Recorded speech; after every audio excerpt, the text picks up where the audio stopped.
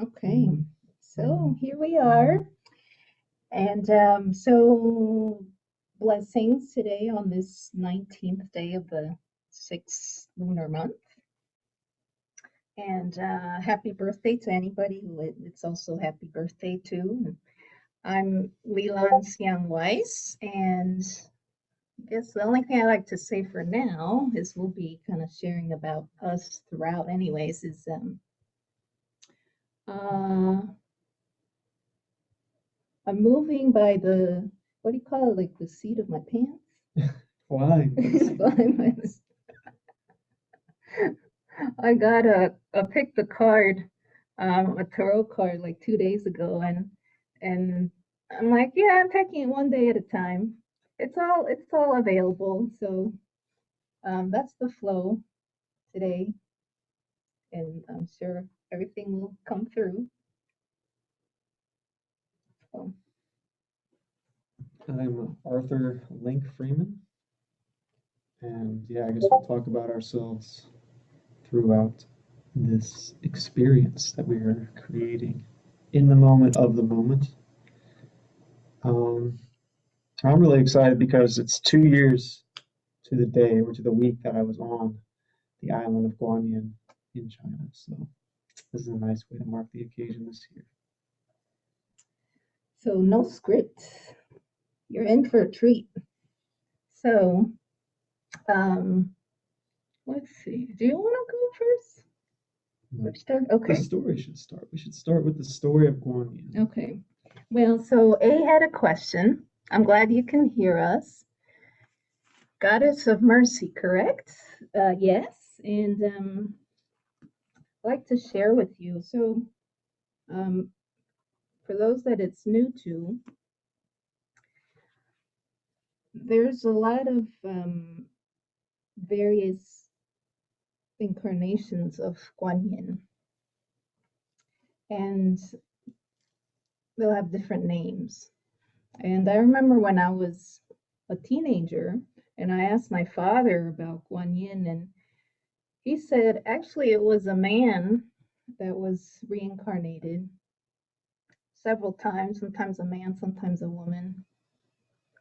And so I grew up with the understanding of both reincarnation, and that, yeah, the gender is variable.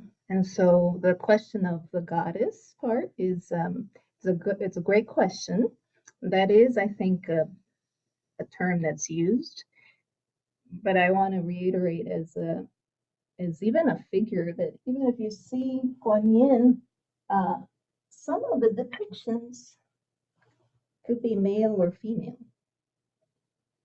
I mean, it has a general very soft feel, but it sometimes if you look at the artwork closely and at the chest area, I mean, it's not a woman's breasts.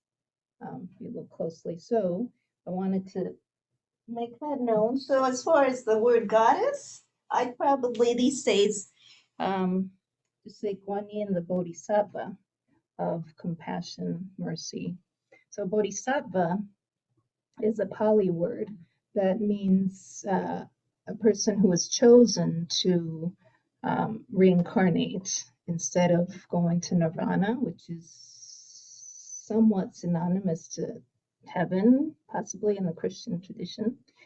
And so to be reincarnated to help those on the earthly plane, to ease their suffering. So Guan Yin is a figure that is chosen to reincarnate over and over again, to ease the suffering through compassion and mercy, those of us on this earthly plane. So I hope that helps you, A, and yeah, feel free to keep asking us questions. So what I wanted to bring up, so the story, so like I said, there's lots of Guan Yin figures, and they all have different names. The one that I like to share with you today, and if you don't mind putting the share, can we share the screen of that photo of the thousand Yeah. arms and 1,000 eyes, Guan Yin.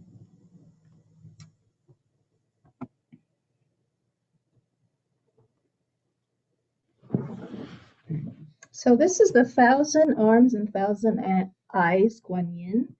And what I like to share, I like to look at the Chinese characters these days, because even certain English words, they mean something, and I like to be descriptive. So, for example, just the term Guan Yin really means viewing the earthly and listening to people's suffering. So it's viewing and listening to the earthly people's suffering. That's what Guan Yin means. So there's an aspect of looking, and there's an aspect of listening. Okay, so those two verbs are in that meaning of that word, which, as I was reading about it in Japanese, the Canon, like the camera, is named after Kanon. Kanon, yeah. After, because it's Kanon in Japanese. So many blessings. They sure got a lot of blessings from that name. So I wanted to share that. Okay, and so in general, Kuan Yin perceives the laments of the world. Okay? And as we move along, I'd love to share about how to steps to help embody that. Okay? So here's a story of the 1,000 eyes and 1,000 arm Kuan Yin, and it came from a cartoon that my aunt looked up for me yesterday. It was a 2-minute cartoon that I had her translate for me. Okay? And it's cute as well as dramatic. Okay, so take a listen. So there once was a small local emperor, and he had 3 daughters. The youngest daughter didn't want to marry and was always very interested in meditation. So the emperor father sent her to a monastery, and he thought that she'd get over being a nun. And so at some point, he asked her to come back permanently to get married and have children and find a spouse. And she didn't want that. So in his grief, and no, actually in his anger, he burned up the monastery, and she died. But the grief and the guilt and the remorse were so strong that he fell sick and was very, very sick. And thus a monk was called to come visit and see if he could heal him. The monk told him that to heal his emotional pain, someone close to him, close to the emperor, had to have the hands and the eyes to heal him.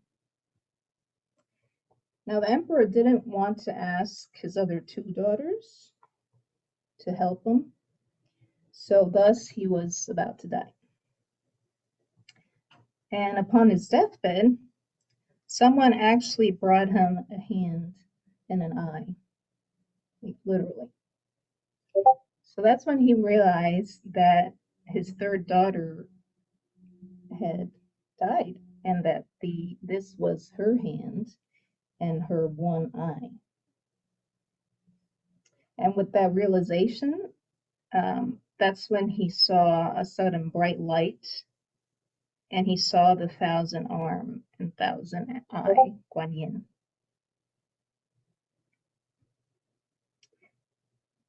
And that is the story of that apparition. And it's the apparition of Guan Yin that marks this day of enlightenment. because there's two other times of the year. That one is Guan Yin's birthday, and the other one is the actual leaving of home, you know, to become a nun. So the marking of today of Guan Yin's Enlightenment Day is the apparition of Guan Yin. So that's the story of the 1,000 eye and 1,000 hands Guan Yin. Kind of sounds like a martyr to me, right? Well, yeah, in a way, she definitely chose to stay and remain in the sea of suffering to help others. But I don't think she chose to die like a martyr. It is a little bit of a difference. Yeah, I knew there was a difference, and I love to like talk about those aspects. Yeah, because it's like in the Christian tradition, the martyr is like not coming back. No, they generally, there is no coming back in the Christian sense. When you die, you've given it all up, and you go to the other side in heaven where you remain. If you had a noble intent for your sacrifice. And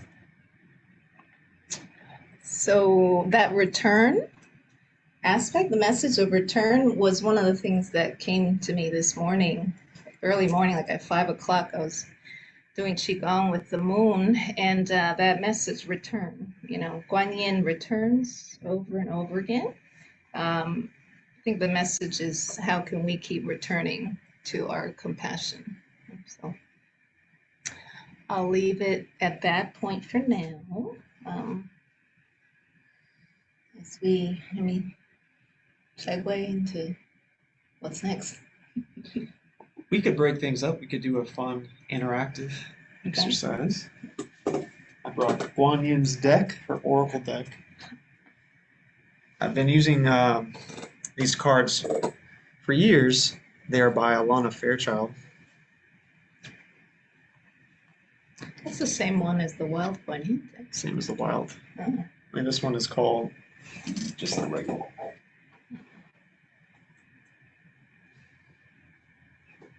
regular Kuan Yin oracle.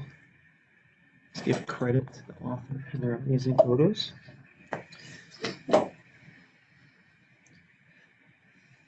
So we'll be doing this for all of us. What Kuan Yin's blessing is, each of these cards is just they're all very positive meditations for Kuan Yin's healing to come through in the world.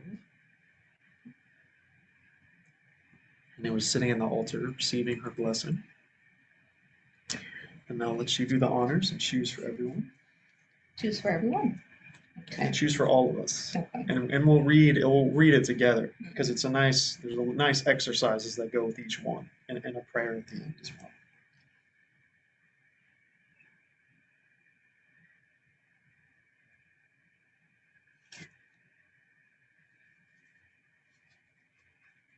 We got the bamboo moon.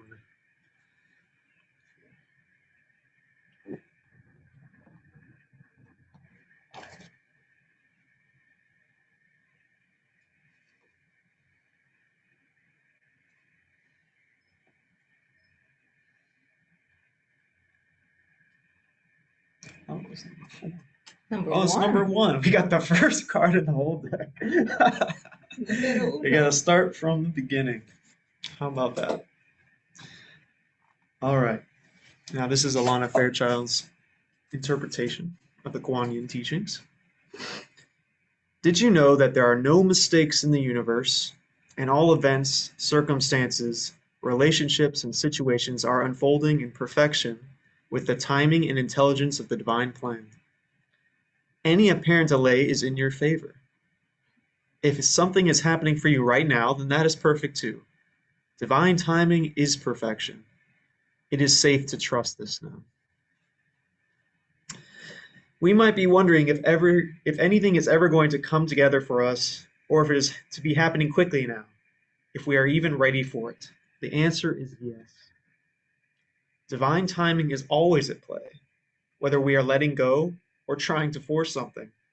an intelligent power that is vaster than our comparatively limited vision, is always in flow, and we are a part of that. We can find so much peace and joy when we realize this and learn to trust and relax in the unfolding of our divine destiny. So we can't get it wrong, even if we're forcing things.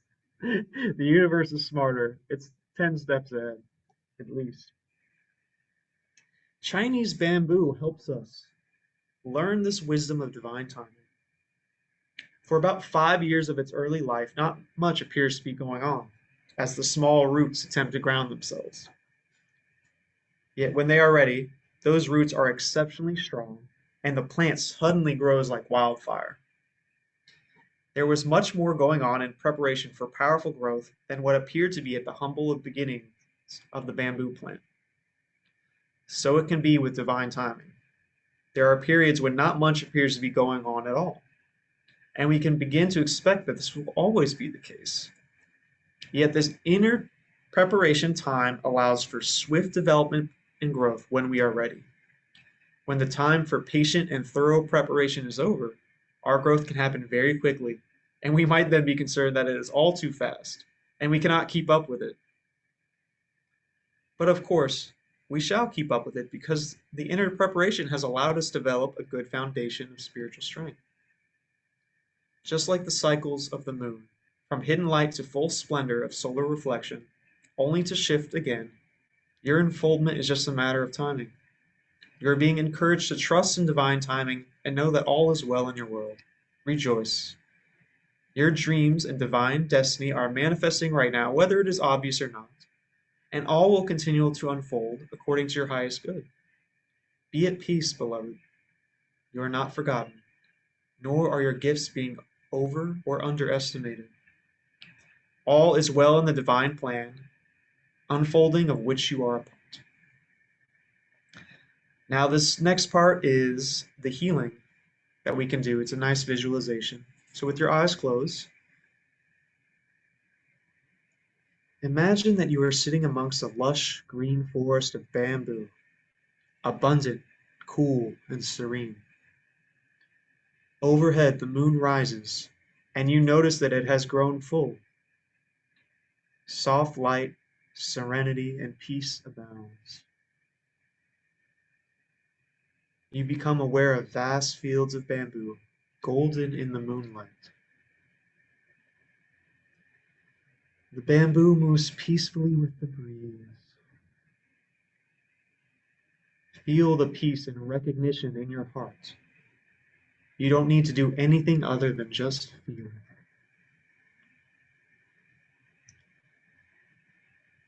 You belong to nature. You too shall flourish. Just feel it.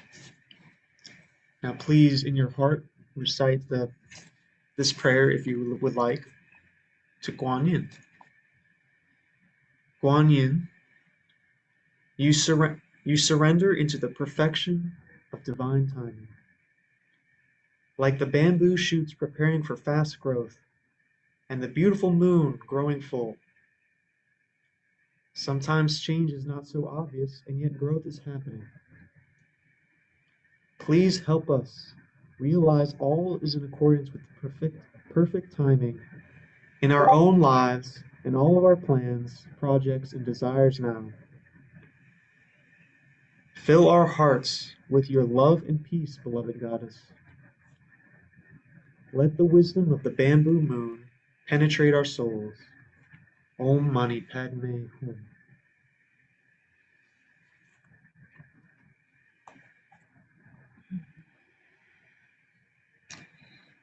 Om Mani Padme Hum, Om Mani Padme Hum, Om Mani Padme Hum, Om Mani Padme Hum, Om Mani Padme Hum, Mani Padme Hum, Om Mani Padme Hum, Om Mani Padme Om Mani Padme Hum, Om Mani Padme Hum, Om Mani Padme Hum, Om Mani Padme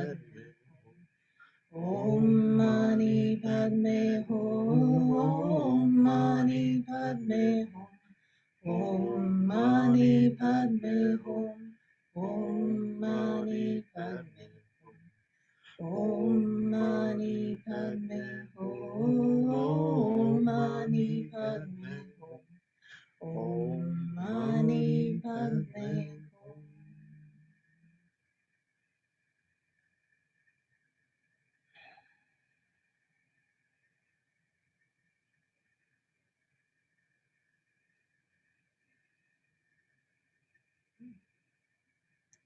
Thank you for taking us there.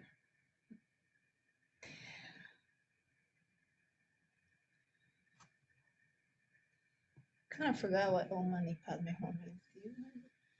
Om Mani Padme Hum, I don't have the direct translation, but it is definitely Om and then about a lotus. The lotus is the symbol. Uh-oh. Never mind that. Oh, good.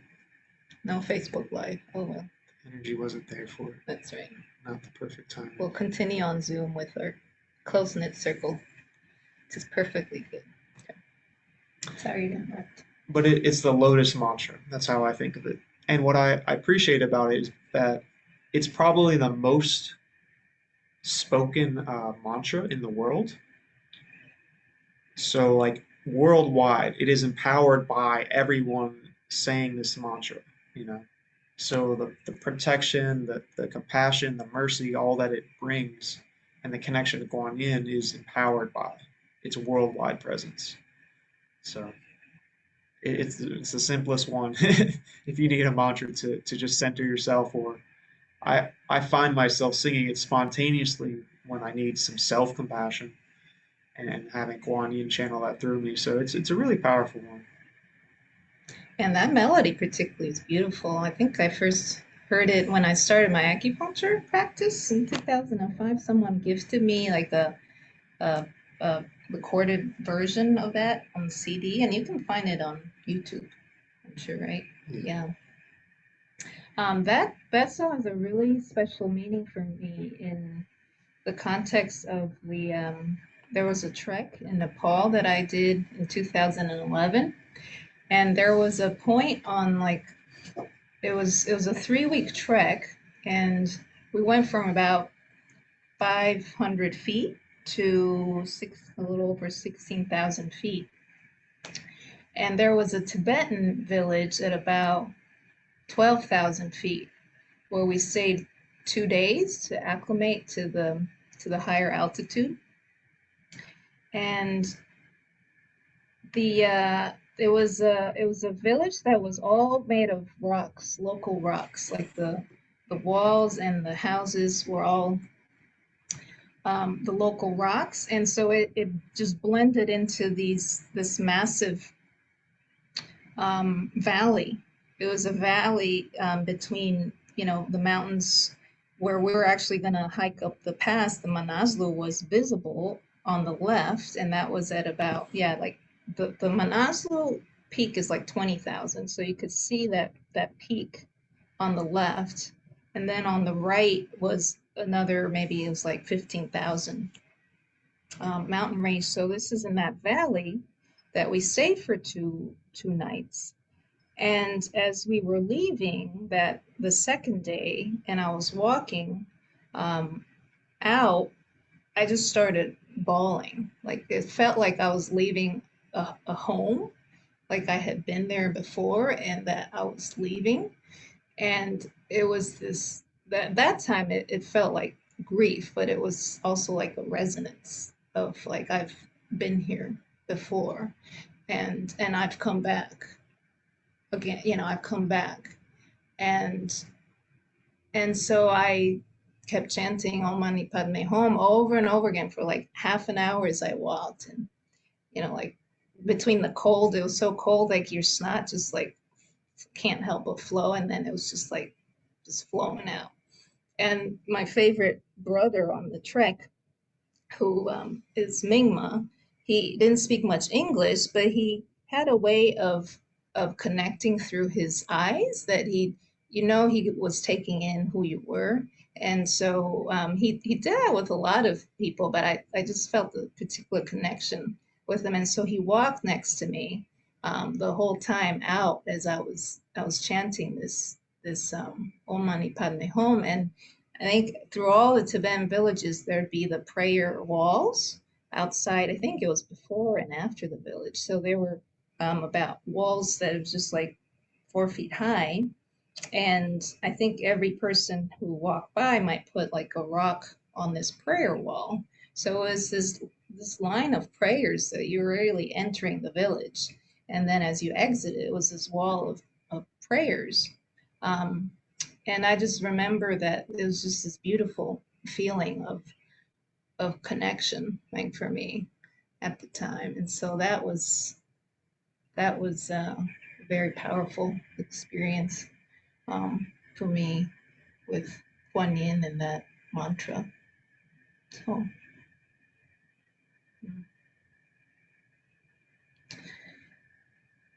So, how are we doing? Doing good? Yeah. So, should probably move into your story. Yeah. My story. Yeah. It's kind of brief. Let me get the pictures ready for everybody so you have something to look at.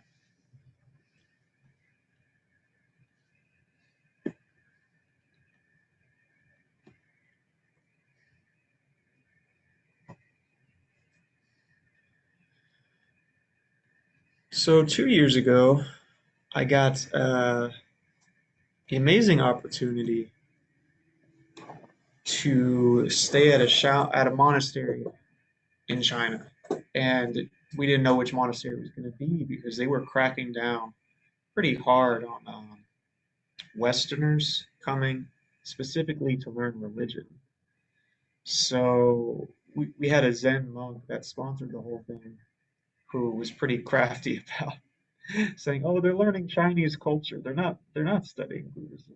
They're just learning about Chinese culture." So she was able to fearlessly, stand up to all the regulations. And finally, a monastery did accept us, and it was one of 3 Shaolin monasteries in southern China, because they're all claiming to be the real southern Shaolin monastery.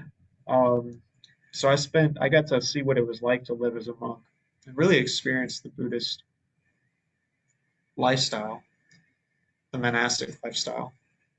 And at the end of the trip, each year they were rotating through there's 4 sacred mountains in China. There's a different bodhisattva for each.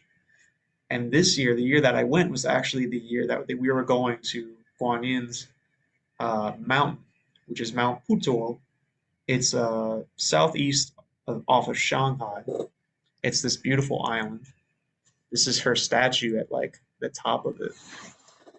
And so we get to the island, and then the next morning we all go to this temple. And, they weren't really about telling us what we were doing, because that was the monastic life. You just kind of did what we did. But we all got in this long line. There was about 100 of us from all over the world, and we start prostrating. They show us how to prostrate, knees down on the stone floor, and we have to prostrate all the way through this temple, all the way up to the top. And we're doing a Guan Yin mantra, not the Om Mani Padme Hum, but it was Guan Yin Pusha. And we were working on forgiveness and just repentance. Really, we were supposed to think about everything we had done, and I had done a lot, so it actually lasted me the whole trip up the temple. I didn't run out of things like some people. I was like, "Oh yeah, and that happened. Oh, I did that," and but the feeling of release, like the compassion that came through from that mantra and from prostrations, it was incredibly purging and healing. And then after that, that was like, all right, we cleaned the slate. Now you get to enjoy the island. We went all over the island. We swam in the sea we weren't supposed to, and we got to see this statue. And the next picture I'll show you is the view from up there. Yeah, everyone can see that. So that's the 360 view, the South China Sea, and this temple. So that's my very special connection on the island. and the adventure I got to have there. So you took a ferry over? So it's an island, you said? Yeah, we took a ferry. So I told my Taiwanese family about it, and they didn't know there was an island to Guan Yin. Oh no! Wow. And I mistakenly thought it was your Japan trip that you went to that. Hidden treasure. In my family, my mother's family's from southern Taiwan, and about half an hour away is Fo-Guang-Shan, which there's a branch here in Raleigh, North Carolina. And for another occasion, I'll pull up all those photos. But the Guan Yin statue in this temple was like 2 stories high. And then it was white, and behind it was a wall of lit candles, of electric candles, but it was like a prayer for every person that wanted a prayer. And I think there were probably like, oh, several hundred lit lights right behind Guan Yin's statue. And I remember, yeah, and in Chinese temples, I'm curious if they did this in China, any chance, but in Taiwan, which is where I'm from, Buddhist temples, Taoist temples, it's yes, there's differences, but people can be anything, and they can go any temple to pray, and they can in their home altar too. There's no separation. But in this Fo-Guang-Shan temple, you always like have incense first lit, like that's at the doorway, and then there's a huge urn, is that what we call it, or Oh yeah, kind of where you like stick incense. right. And so you have your prayers holding usually one or several long incense sticks, and then you put it in this urn, and then you do prostrations too if you want, or you stand, with the lotus mudra, and you connect further.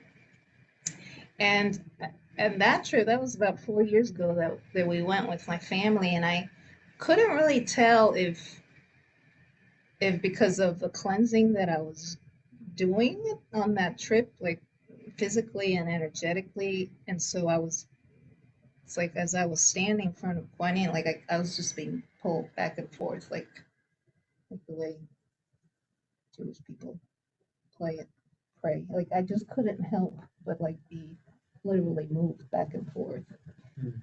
And so at that trip I couldn't tell if it was the sheer sort of energy of all the prayers in that space, because it was a huge statue, or is also my just the shifts that I was experiencing. So, I don't know what you probably like. You sounds like you had a bodily experience, um,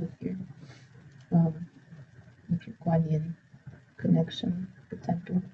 Yeah. Mhm. Well, that I was physically prostrating, but I definitely when the body sways, that's happened when I've done purification mantras in Tibetan Buddhism, and when the channels in Chinese medicine that go up the back and down the front are being activated, or how powerful energies moving through it. Yeah, I can definitely see that causing movement that it seems involuntary, but it's really just energy moving through your channels. So there is a scientific basis to all this, or an explanation that doesn't have to involve spirits or being moved. Mm-hmm.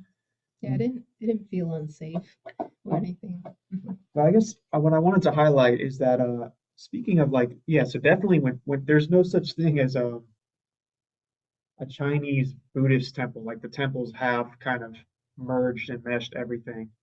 And I have plenty of pictures from that, um, of all the different deities enshrined in the one temple. Because Chinese Buddhism, like we were learning Zen Buddhism, but it wasn't Zen anymore. Like Chinese Buddhism is its own school, is its own thing that the scholars have identified. And Guan Yin is actually, the scholars say, it was more of a local deity. That's why you hear goddess so much. And then the Bodhisattva of compassion started in India. Avalokitesvara. I actually said that right. And didn't hesitate. So when Buddhism came over, that's when Guan Yin got married with this Avalokitesvara, which was a male, even though bodhisattvas are non-gendered. They still have like a, if you had to guess gender, but they're really beyond it. But they had a male-ish Avalokitesvara, and then Guan Yin kind of became one because there's like, oh yeah, Guan Yin does that too. So we'll just put those together, when things got all messy and merged, when the cultures started mixing and Buddhism came over. It's like, oh, this is a more structured, unified sort of philosophy. And I started infusing all the local shamanic like deity, like doing the trance work and being possessed by the local deity stuff, which still goes on. But that's how Guan Yin, to my knowledge, got sort of included into Bodhisattva land. Hmm. Yeah, that's cool to hear because that does happen a lot with world religions when they travel and they become incorporated into the local culture. So yeah, I always wonder how Avalokitesvara. I know that's another name for Kuan Yin, so that makes sense. Yeah, that's the Yeah. Hindu or Indian Mm-hmm. Yeah. Um, She can only see the statue. I think that was Oh, before. could you not see the 360? Oh, I think because we gotta maybe go back to the Zoom and then share Oh, again. okay. Share Share with again. yeah. Sorry, this is the island. Can you see the maybe Christine has her video. Can you see now the island? Yeah. You can. Okay. So is that the mainland in the background or is that another Well, there's a island? couple islands. Oh, That okay. but that was facing west, so that is the island The out there. mainland. Okay. Let me see if I could pull up the temple. If I share that screen, maybe I'll be able to get it. I always wondered about, Chinese people and their spirituality because of communism having had to stamp down on that. Taiwan never really had that issue, and so Can everyone see it as I scroll through the photos? Yeah. Okay. All right. So there we are. There's me with my recently shaven head. I got one picture of that. So these are kind of engraved, and there's a lot of temples on that island. It's a massive island. It's not just that one. Like that's not the one we climbed up either. This is where like a World Health Organization that was trying to showcase some of the problems in China, like the isolation, definitely like pollution and some stuff. And they had these cute little figures. I'm like, what's such serious issues? This is the sea we swam in. Oh, that's the temple we prostrated up. So we went all the way up to the top, and how long did it take? it took hours Of prostration. hours of straight prostration. Oh, this is the Shaolin coach. He was a pretty cool guy. I won't show too much because it will get long. I'm just trying to look for some depiction of deities, maybe. Oh yeah, so here we go. There's your fox. There's my fox. He's my traveling fox. And yeah, so this was it's a Dharma protector basically. But you could see how like all these different cultures and there's a bunch of Chinese figures. There was the yellow emperor is also has a place here. Oh, this is a waterfall meditation. Yeah, but you see so it's filled like there's different halls for each of them. So the local people can come and go to their different shrine. That has the one for the one for luck or the one for school or the one for sickness or the one that's for martial arts. And so that's all intermixed with the main Buddhist temple. And the main Buddhist temple has all the figures of Buddhism in gold in there. So it's very intricate and complex and overlapped. So It's almost like I like to explain like Chinese people like to be efficient. That's how I explain. Versus like we had conversation about like Japanese the sensibility versus Chinese sensibility. Chinese everything's just there. It's like efficient and practical. yeah, they're good businessmen. They need to keep the temple going. So it's like we'll take all of you. Whoever needs to donate, whatever you need, we got you covered. Yeah, direct and like to the point. So any other questions you have for now? What maybe because going back to that meditation,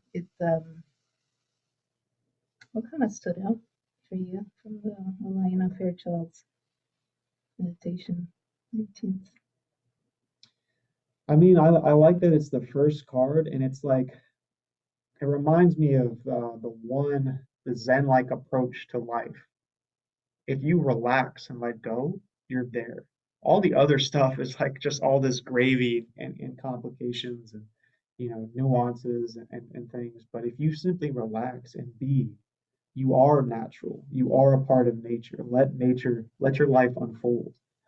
So I think it is a grand message to share with as many people as possible that are, worried or stuck in anxious states or just unsure and gripped with fear and doubt. It's like, oh, you can relax and be like nature, be in a bamboo grove, just let yourself let all those worries kind of ease out and remember who you are. That's what I wanted to say about your return, because the message that's been coming to me, I've been reading Zhuangzi again, the Chinese philosopher with a sense of humor. And the passage to me that stood out this week, he says, people forget what not ought to be forgotten, and people hold on to what should be forgotten. So it's like we forget who we really are, our innate true nature. And then we hold on to all these things that are just causing us problems and strife and stress. And that's all could like the past and the future and all these worries that we could let go of. And we could remember what we've forgotten instead. So that's a return to that. That's my practice, I guess. That's the theme of my week. The word that keeps standing out from the reading was delay. I think that was in it, right? Delay. Yeah. I think because the waiting part is a big practice I'm returning to. For sure. And the waiting involves listening. Like that's one of the mantras that keeps coming up, to listen more closely and wait. And so I found interesting, that's why I brought the 1,000 eyes and 1,000 arm Kuan Yin, because the eyes see, and in Chinese medicine, vision, the one of the qualities around sight is patience, of waiting. And then the quality of listening also involves patience for me, because I've said to people, I don't think I listen well. And so I've been working on that for like several years. And just this last few months, to me, the return is like I step back, almost like I retreat. And then I literally feel it usually my solar plexus and heart. It's almost like part of me is always like in forward momentum. And so when I say to myself, I listen and I wait, I literally sink into like the core channel, the Chong channel. And I can feel my solar plexus sink downward more, rather than feeling like I'm being pulled by a rope forward or sending my rope forward. And so it's been a very powerful teaching for me of listening and waiting. And I think I had that maybe conversation earlier too with a client. So it's always nice. I like how things flow. Teachings like get reiterated.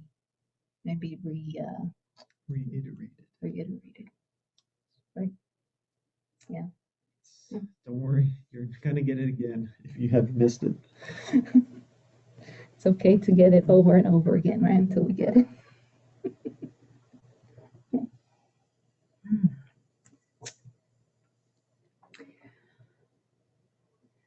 So, how about some Qigong? Qigong, okay. So why Qigong? I love how Link explains certain things that I just like take for granted and he puts into words. You say Qigong is about being still inside while the outside moves. Is that correct? Yes. Say that again. How to be still inside while the outside and everything around you possibly moves. So, um,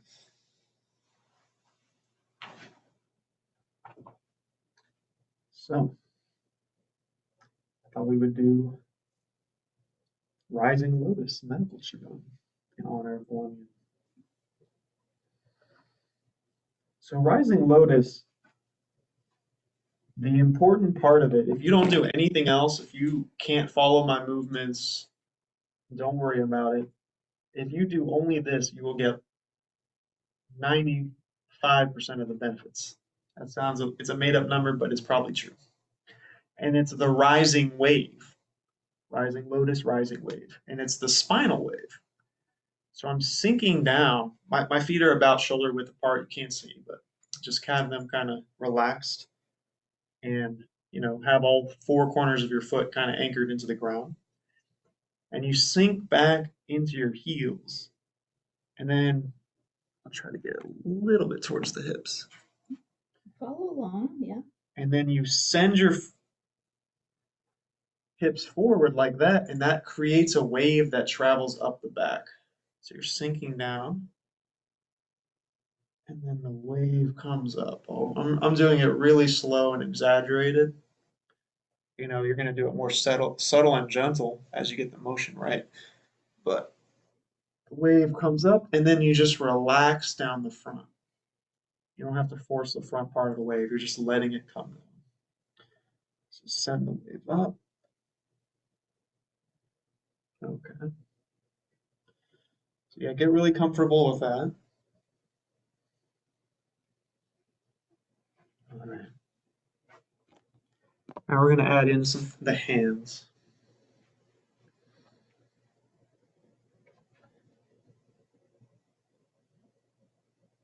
So when you come up, the hands come apart.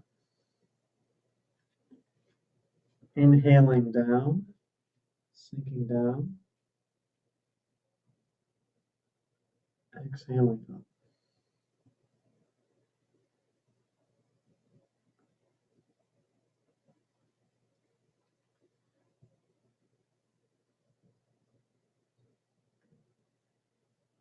So doing it with as little effort as possible. Only the spine is really the main intention of movement.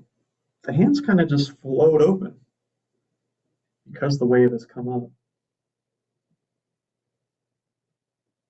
Next move is we're going to swing the heavenly ball. This is called compress the pearl, the first one. And now we're just going to do the same motion, but we're going to go to the side with it. So rotating at the hips. So we're getting a little bit of a spinal rotation wave too. Still inhaling as we come down. Go at your own breath's pace. You don't have to follow us exactly. You definitely want Qigong to feel good. Whereas yoga can feel very strenuous, where you can be stretching and really active. Gentle Qigong should feel good. You're moving your body. Nice, natural way. Giving your body some attention.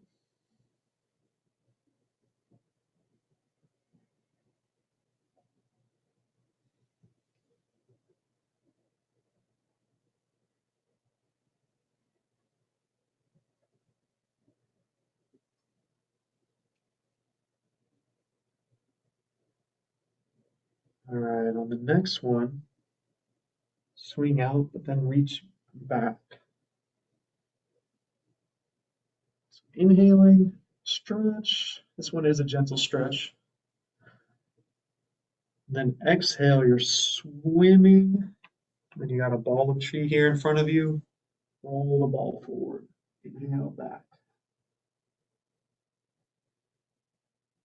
Now the wave is a little bit more subtle here, and it's hard to keep track of because the arms are doing so much. But again, the wave is more important than these arm motions. Because each wave, it's like, wave loosening up a rock on the shore. It's dissolving tensions in your spine.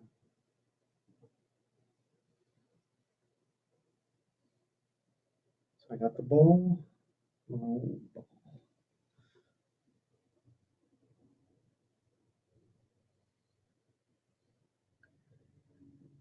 this one's called Holding the Ball.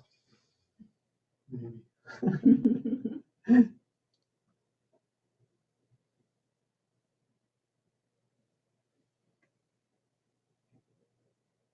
I can never remember Qigong names. I'm really bad at that. So Well, it got confusing because the names, the Shaolin teacher made us memorize all the names of the martial form we did, but they were the same names as some Qigong moves. Mhm. So it's like they were using the same name for different techniques. Oh, In the Lohan, actually. Yeah, but the Shaolin mm. martial form is the same as the Lohan moves. Temple Guardian offers. Mm. All right, now we get our hands like this. One's in heaven, one's in earth. Actually, they should kind of be parallel. Like that. Yeah. Because you're receiving from heaven and earth, then you're inhaling them together, mixing heaven and earth. And then you mix them as you do the pelvis roll. Exhale apart.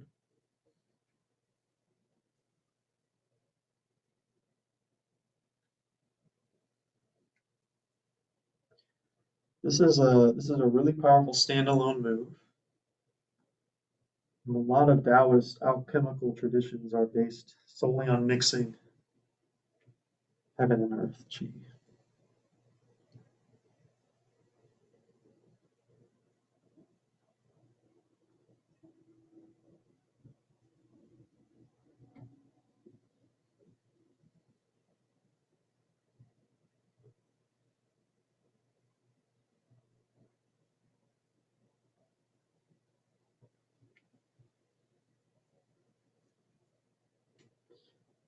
And so I want to emphasize standalone because this is a really good Qigong set that you can just do one move.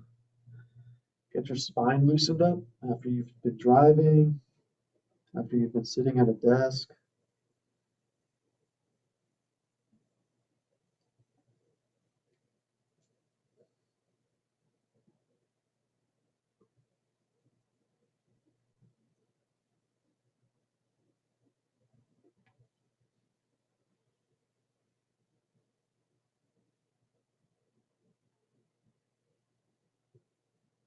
I could do this one all day. Mhm, Let's yeah. move on. Huh? I agree. Yeah, this one feels pretty good. All right, so this one's called Buddha receives offering. So inhaling out, we got the Buddha. And then swimming the arms behind.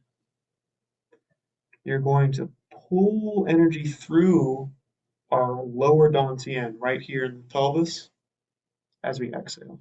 And then inhaling out. And then the spine comes up, we pull the energy through, we're clearing the lower dantian.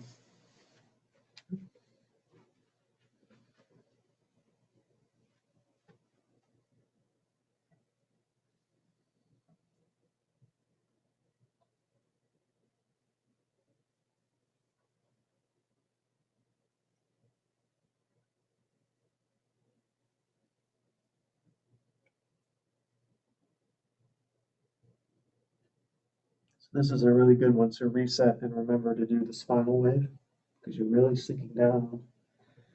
And you're using the wave to let the arms come back.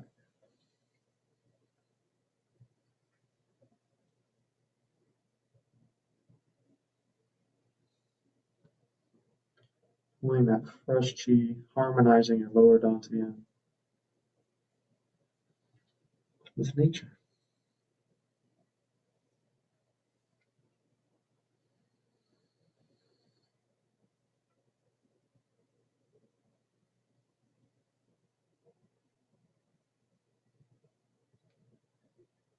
Now we come up to the middle dantian. This one's called Giant Turtle Swims the Ocean. So it's more important to have the intent. It's really hard kind of to get your arms around and through the back of the thoracic spine. So really just be feeling the chi, and with your intent, move it through the back of your heart. Which point is that? Pericardium 1? No, Heart 1? the point between your shoulder blades and lower, like in the back of the heart. Oh, T3. yeah, T4, T5 is heart pericardium. So you're saying feel that movement of your scapula. I'll bring that. Is that what you said? No, the point right in the middle Oh, the of the middle. spine. Yeah, Right. the dew channel. Yeah, I forgot the name. But it's there. It's the one that connects to your heart. And it's pretty stuck on a lot of people. So be gentle. You can do this one for a while to kind of gently tease and encourage that part of your thoracic to open. Your middle dantian to be cleared.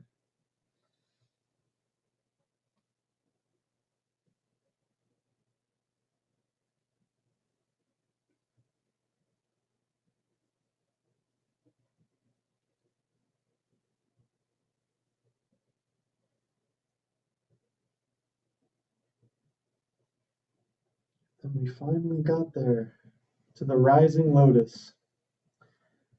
So put it down a little bit so you can see my hands again.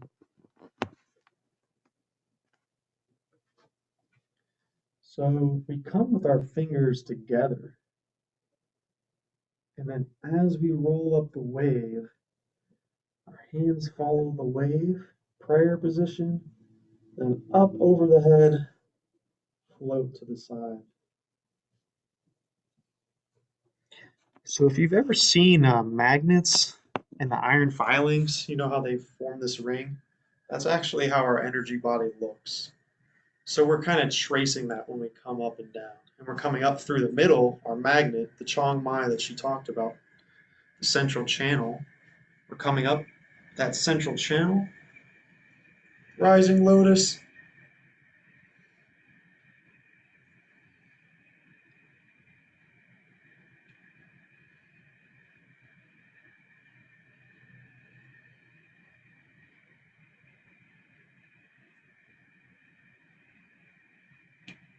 And then, flipping the hands over.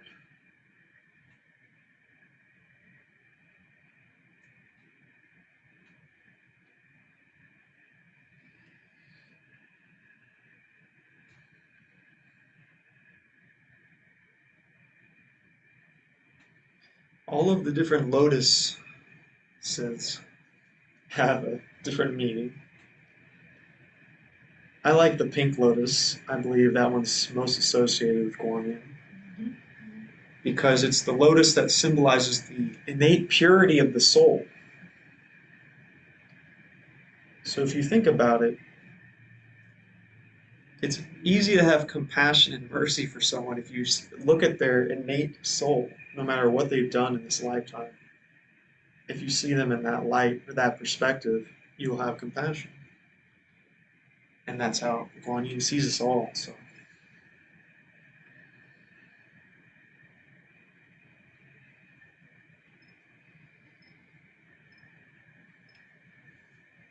So this is another good standalone one because it just threads the three dantians together.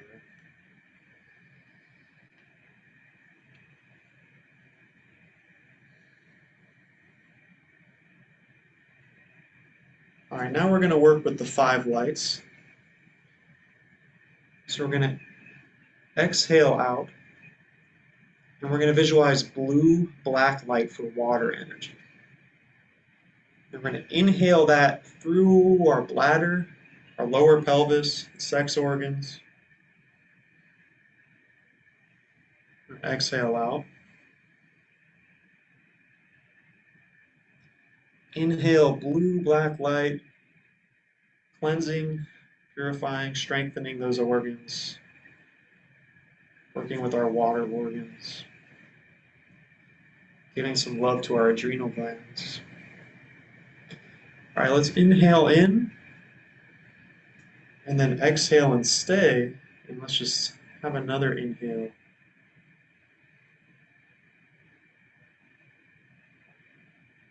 And then exhale out.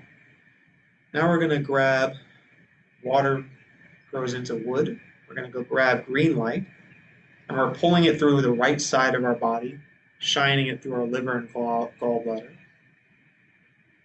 shining all impurities to the rear.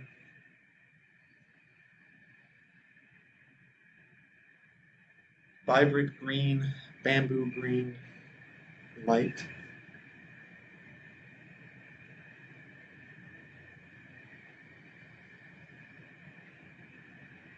In the third breath, I like to hang out, really just smile and take some time with this organ, having gratitude for it.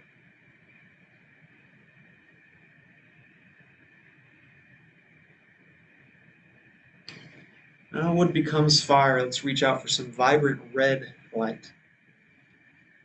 I'm going to pull that through the center of the chest. All impurities to the rear, heart, cardiovascular system.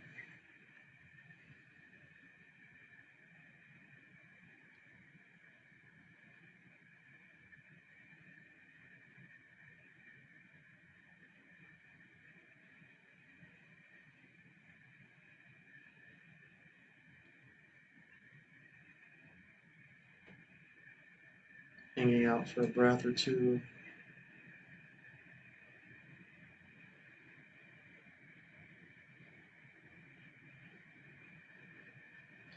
Reaching out for yellow light.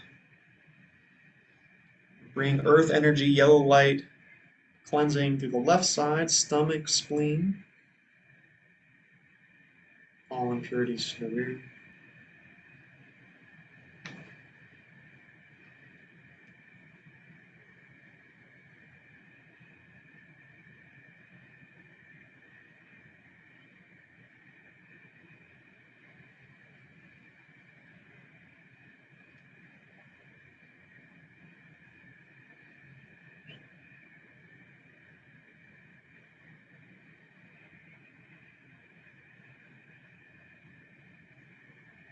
All right, let's reach out and grab white light. Coming up through the upper chest, through the lungs, thyroid, all impurities of the lungs to the rear.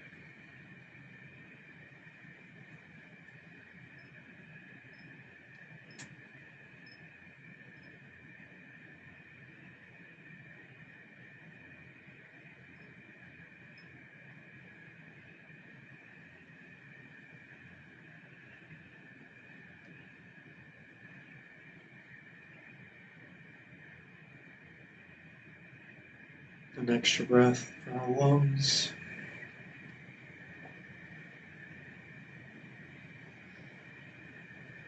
Now we're going to reach out in front of our face for rainbow light.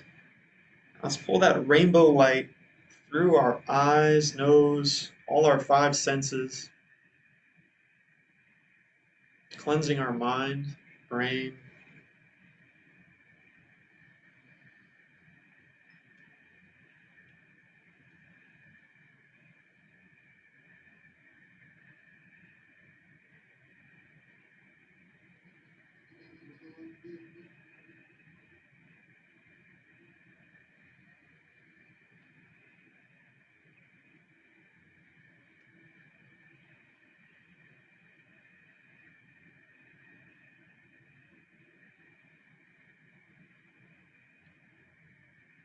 Right. Reaching up for sunlight, way above the clouds, and pouring sunlight down through our bones.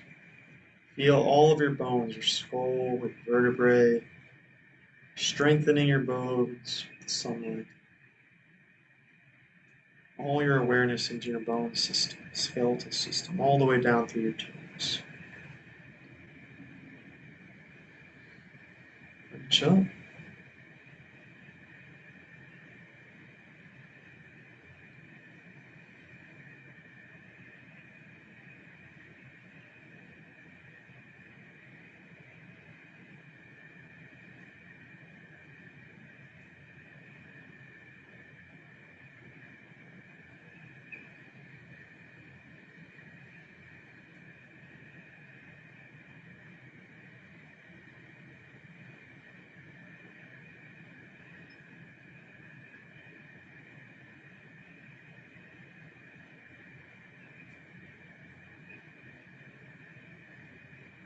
All right, last one. Exhale out. We're grabbing cosmic chi. Inhaling into our lower dantian, universal energy. Beyond time and space, right from Wu-Ji, the source. And this one we can do continuously. We can do it as much as we need until we feel full in our dantian.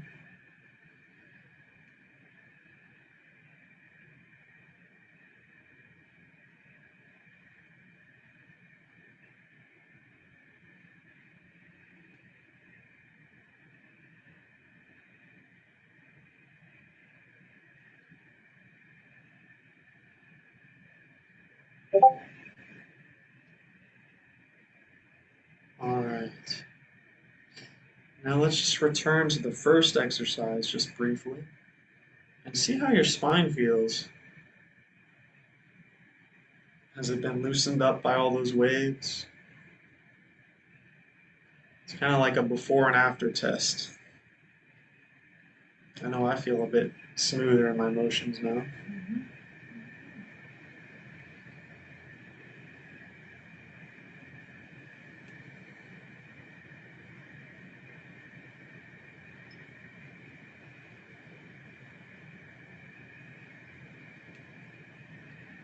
All right, let's just bring that universal energy again down through our heads this time, and just a nice closing down.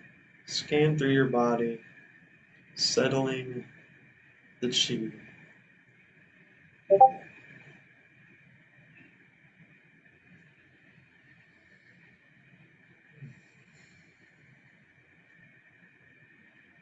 right. Thank you for following along. Okay. Let me just take everybody through a stillness meditation. So after that movement, sometimes it's very useful to move in a relaxed way first before it makes it easier to move into a sitting meditation. So find a comfortable spot and start with a deeper breath for yourself. I like to have my hands palms up over my knees, just in a relaxed pose. So as you exhale, your shoulders sink downward as you exhale.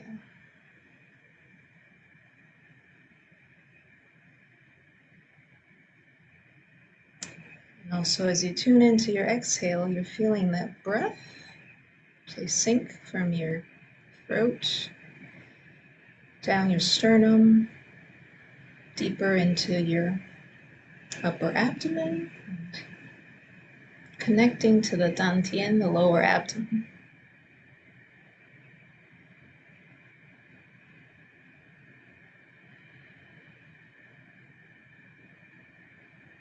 So allowing that gentle, soft exhale to help you move into a feeling of stillness at the heart space.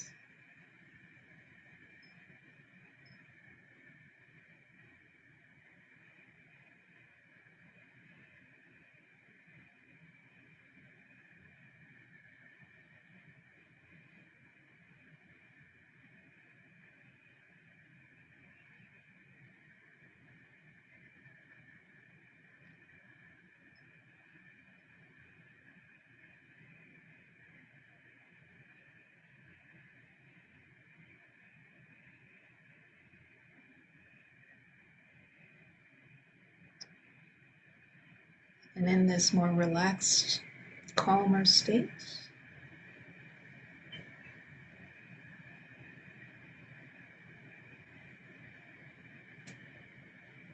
that's when you can more fluidly and easily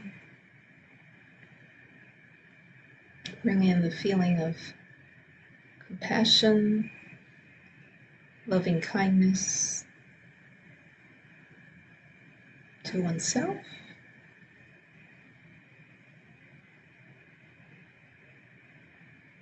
Gratitude as you inhale and feel that feeling of your breath.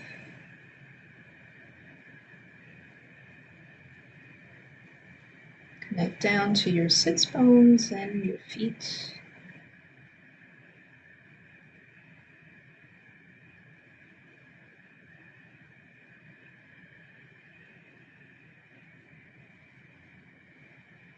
Remembering cycles. Just like through the Qigong, there were movements that came in waves.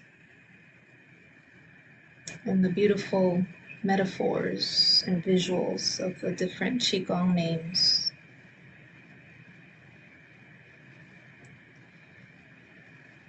It's all to help us remember that we are connected intimately with nature. Nature is within us. It's part of us.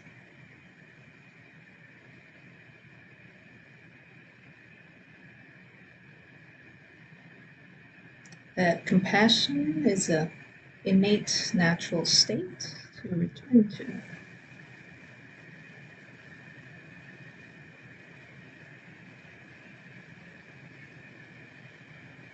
Letting go of judgments, of when we're not there. Because all it is a returning.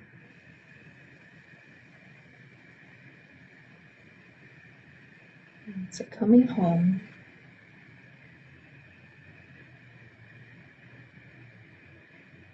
It's the affirmation. I am here. I am here.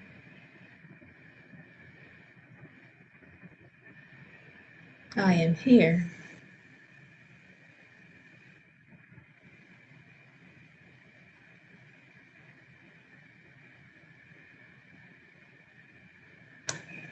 It's okay if that affirmation brings a little bit of a flutter to your heart, or any resistance is okay. You can always just wait. Be. And return.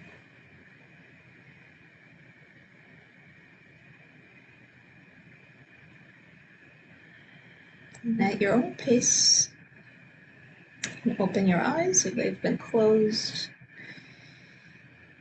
Stretch feet and ribs.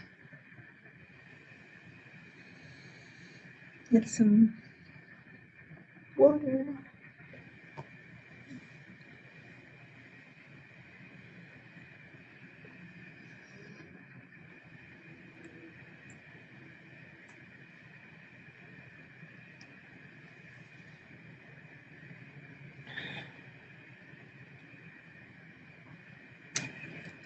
Thank you. Any closing remarks? That was quite the note to end on. I'm really grateful for you all making time for this, and hope this is a service to you in your lives. I have no words. Sorry. Happy Guan Yin's Enlightenment Day. I'm gonna stop the recording. We can stay. Right here, right?